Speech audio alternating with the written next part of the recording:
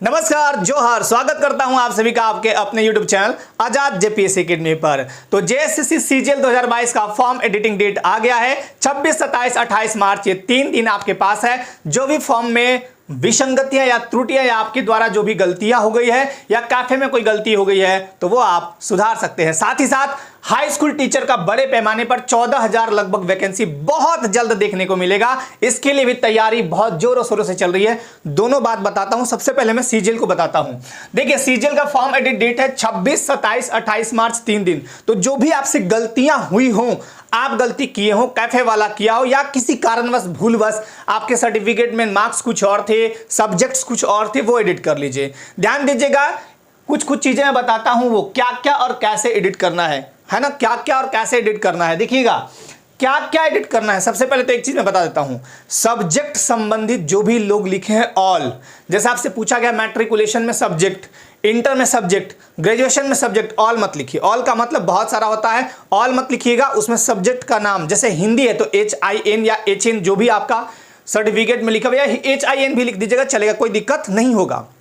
ENG English, MATH math, science को SC लिख सकते हैं, सोशल साइंस को SST कर सकते हैं। इस तरह से भरिएगा। संस्कृत को SNK कर सकते हैं या संस्कृत ही लिख सकते हैं, जैसे आपको लिखना हो, लेकिन ऑल मत कीजिएगा। ऑल मतलब वो ऑल नहीं होता है, मतलब कहने का मतलब बहुत कुछ हो जाता है। कैसे करें एडिट ये बताता हूं। एडिट कैसे करना है, क्या क्या एडिट करें, सबसे पहले ये बता देता हूं। देखिए, आपका नाम, आपका डेट ऑफ बर्थ, आपका मोबाइल नंबर, आपका ईमेल आईडी, ये 4 चीजों को छोड़ के, और एक तो आपका रजिस्ट्रेशन नंबर यानी एप्लीकेशन नंबर जो है वो भी एडिट नहीं होगा, उसमें कोई सुधार नहीं हो सकता है।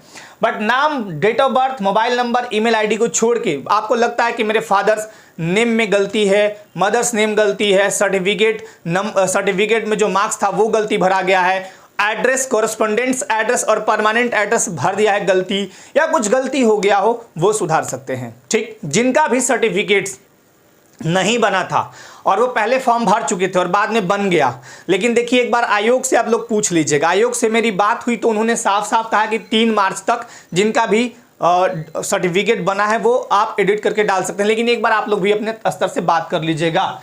तो क्या क्या और कैसे, तो क्या क्या, ये 4 चीज को छोड़कर बाकी सारा कुछ एडिट आप कर सकते हैं, कर लीजिए। एडिट करने के बाद 2 काम मत भूलिएगा, जरूरी काम। पहला काम, आप उस एडिट फॉर्म का प्रिंट आउट ले लीजिएगा और कैफे वाले से कहिएगा कि ये जो है मेरे ईमेल आईडी पे सेंड कर दीजिए।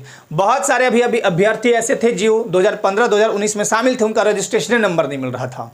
तो ऐसे टाइम में आप जैसे ही मेल खोलिएगा अपना, तो मेल में केवल सर्च करना है झारखंड सीजीएल करके डालिएगा, अपने आप वो आ जाएगा। तो आपको मेल में रखने से हमेशा के लिए आपका परमानेंट हो जाता है।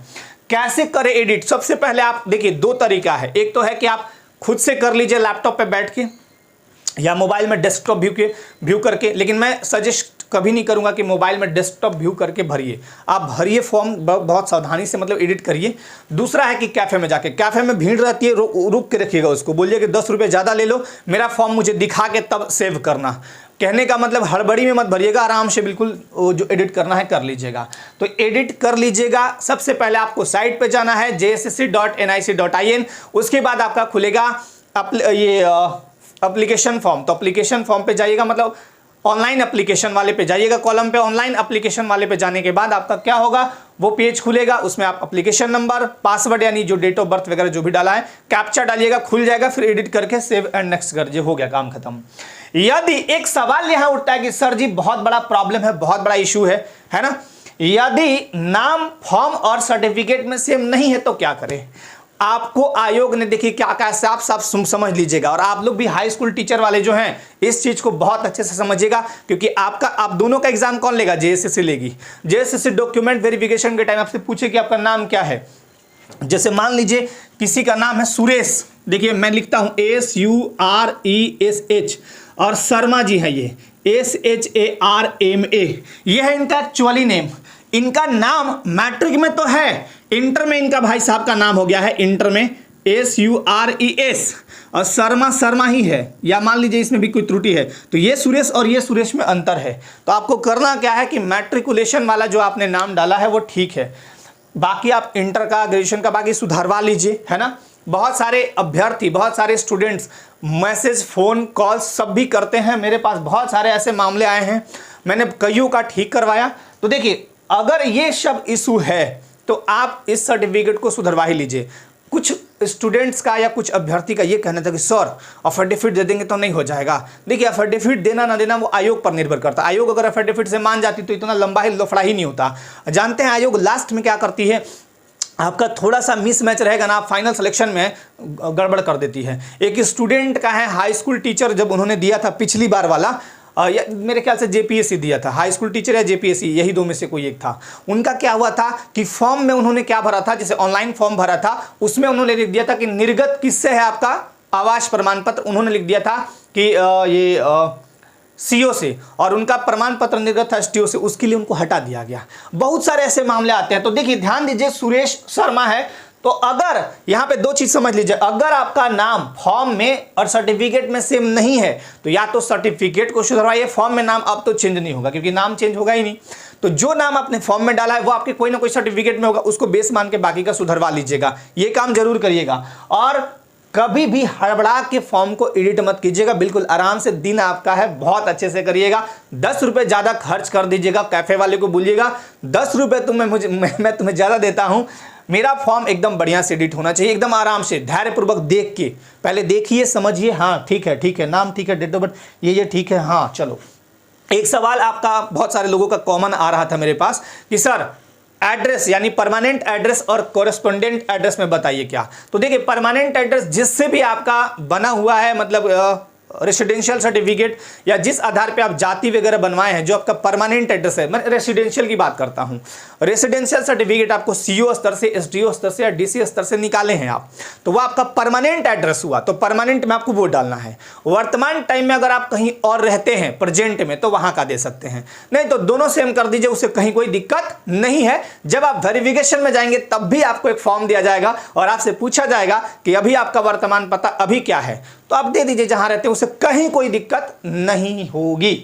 तो ये आप बहुत अच्छे से एडिट करिएगा, बिल्कुल धैर्यपूर्वक करिएगा, बिल्कुल तरीके से करिएगा। फिर भी दिक्कत होगा तो मेरा व्हाट्सएप नंबर है, वहां पे आप कर सकते हैं मैसेज। अब यहां पे देखिए, हाई स्कूल टीचर की 14,000 वैकेंसी जल्द ही आने को है। मैं पहले भी आपको एक वीडियो बताया था। अब देखिए ये बहुत जल्द क्यों है, क्योंकि स्कूली शिक्षा एवं साक्षरता विभाग ने इसके लिए एकदम कमर कस की तैयारी शुरू कर दी है। बहुत जोरों शोरों से तैयारी हो रही है और सभी जिलों को आरक्षण को लेकर रोस्टर तैयार करने को निर्देश दिया गया है। यानी आरक्षण का जो रोस्टर जो है आरक्षण संबंधी, वो तैयार करके फटाफट भेजिए।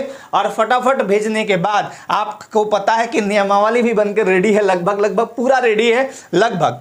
तो जल्द ही ये चला जाएगा कार्मिक विभाग के थ्रू, फिर जाएगा जेएसएससी को और जेएसएससी फटाक से निकाल देगी। देखिए जेएसएससी बहुत बढ़िया तरीके से काम अपना कर रही है। जैसे ही इनके पास जाएगा कि इतना भाई रिक्ति है इस जिले में, इस कैटेगरी को लेके इतनी वैकेंसी हर जिला से मांगा गया है, स्कूली शिक्षा साक्षरता विभाग लगी हुई है, फटाक से मिला। और ये मिलना ऐसा मत समझिए कि 8 साल लगते हैं, ऐसा नहीं है, बहुत जल्द लग जाता है। और लगने के बाद फटाफट ये बना के अपना भेजते हैं, वहां ऊपर एक बार फाइनलाइज किया जाता है, उसके बाद फटाक से भेजा जाएगा जेएसएससी को। और जेएसएससी बस मान लीजिए जेएसएससी को आज की डेट में मिला तो विद इन 1 वीक ये निकाल देगी, 1 सप्ताह के अंदर धड़ाक से निकाल देगी नोटिफिकेशन में आप सभी को पता है कि बीएड वगैरह जो किए हैं वो हाई स्कूल टीचर के लिए एलिजिबल होंगे।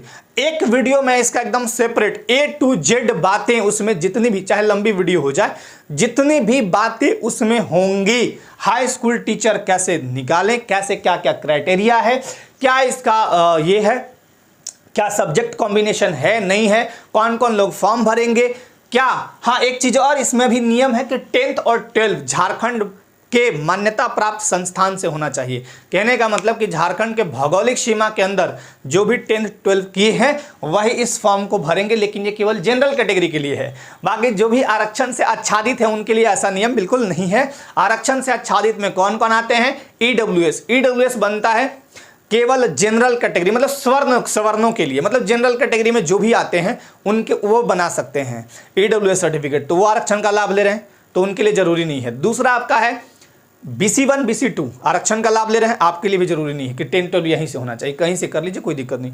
फिर SC ST या कोई और दिव्यांगजन हो या कोई और जो आरक्षण का लाभ लेगा उसके लिए ये नियम नहीं होगा। यानी जनरल कैटेगरी के यदि आप कैंडिडेट हैं तो आपके लिए केवल ये नियम है कि 10th और 12th झारखंड से होना ही चाहिए। तभी आप फॉर्म भर पाएंगे।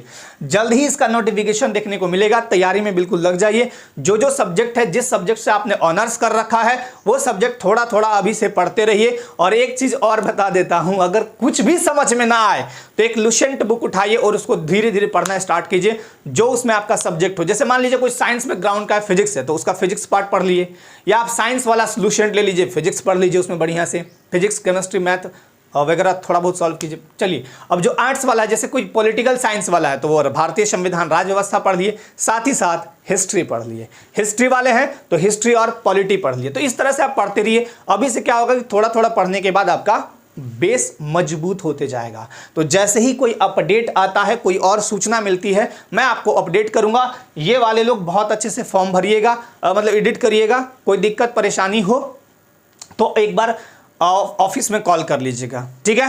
तो चलिए, आज के लिए धन्यवाद। जय हिंद।